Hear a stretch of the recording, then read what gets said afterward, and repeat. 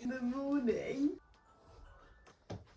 Lucy Moo's outfit of the day, looking adorable. We've got very cute green dungers, stripy onesie, little socks. Granny on duty today, which means I can actually make myself some breakfast. Good morning, guys. I am just making some coffee. I am doing something cool today. I am going to a baby cinema. Not a cinema for babies, it's a cinema for adults, and every Monday they have one viewing that's just for people with babies. So like if you don't have a baby you can't go, and it's adult films. So today I'm going to watch the new Joker film, which I really wanted to watch. I love the cinema. I used to go to the cinema all the time. Me and Joel used to go on date nights like every week. And I really miss going to the cinema, so I'm actually really excited to go because it's been yonks. It's since I was pregnant, so the last time I went to the cinema. When I do it at home.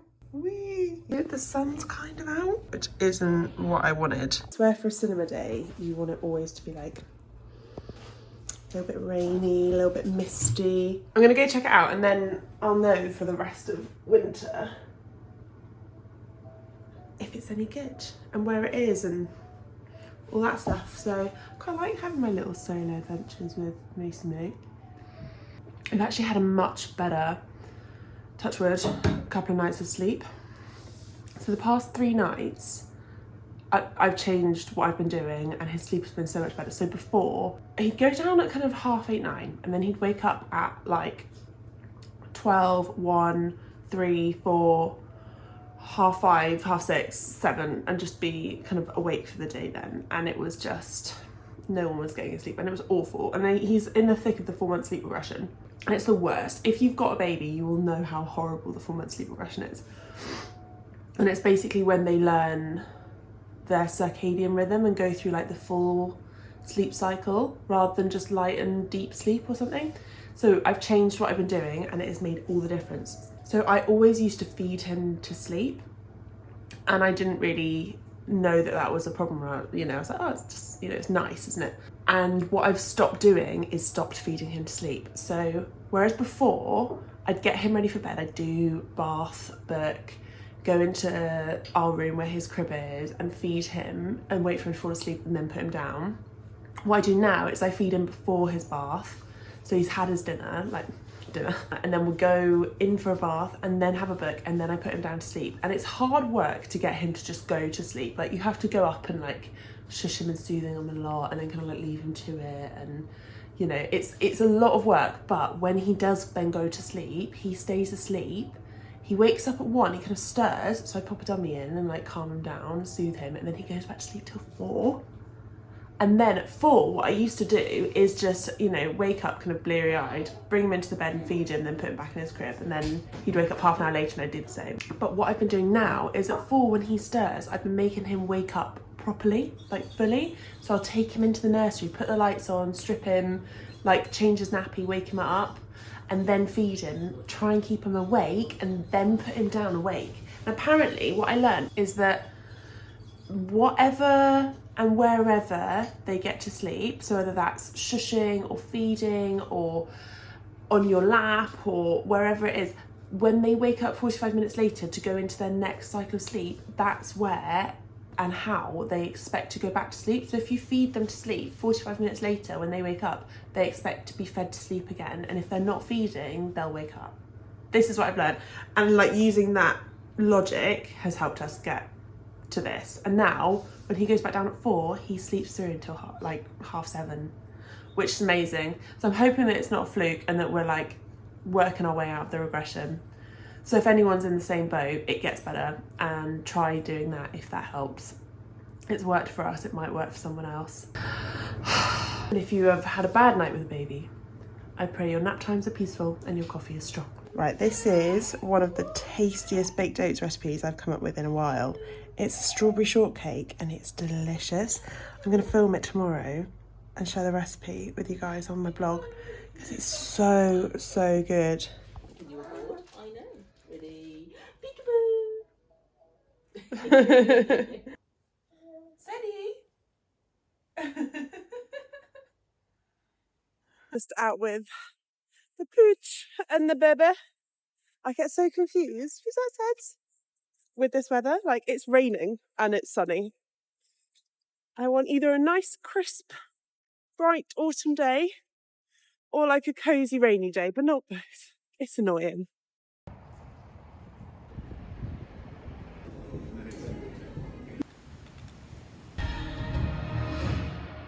This is Donald Trump from his...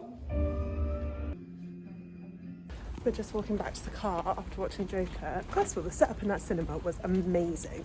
You got like a whole sofa, a big red plush velvet sofa for you and baby. You can take the prams in, you can like breastfeed. Like, it doesn't matter if the baby's crying, the volume isn't too loud, and the lights are only half dimmed so that you can kind of see what's going on. Little Moo slept through the whole thing, which is great, because I don't know how appropriate it is. You can only take under ones because obviously the films they show are adult films, and I guess everyone they start to kind of know what's going on. The film itself was average. I really like Joaquin Phoenix and I really like Lady Gaga. Amazing actors. There was just not much of a plot. I remember the first one being really good, but I haven't watched it in a while. Yeah, it was okay. I just didn't add too much. The ending didn't leave anywhere for the story to go. And I just feel like they could have done a lot more. It's quite an interesting take on the franchise. But really cool to be able to go to the cinema. And they had popcorn, I didn't get any, and I'm actually really annoyed with myself. I've just pulled up to the gym. This is another reason why I love it when my mum comes down, is because she always babysits so I can go to the gym. And like, I can do that with Joel, obviously. It's like when you get the baby down to sleep and it's just you and your partner for the first time all day, you don't always want to go to the gym. You want to like talk to your partner and like catch up and cook dinner and that kind of stuff. So yeah, very excited to have a 5 p.m. gym sesh. I really want to work on my pelvic floor and like rebuilding my core strength after having a baby. I kind of want to take it back to basics. I really want to find a program that I can just go to the gym and follow, but I feel like there's so many out there and you don't know which ones are just clickbait and which ones are actually good. So if anyone has any recommendations, please let me know.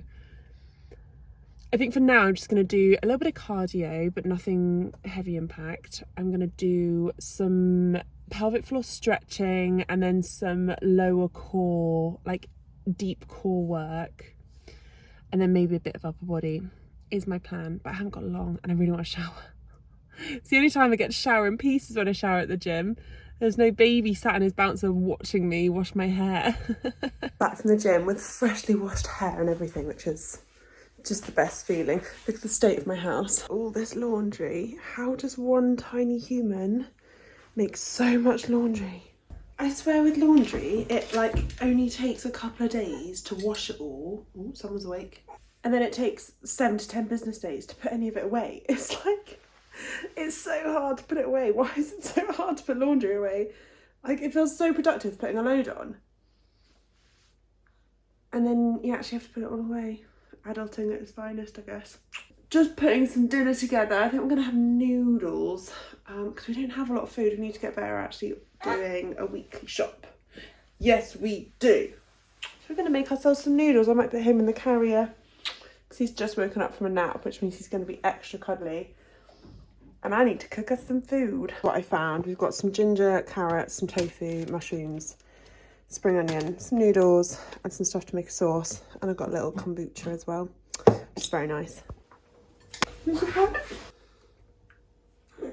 No, doesn't like carrot. You want some carrot? Do you want some carrot? Sit. Catch. Yeah, you want some carrot.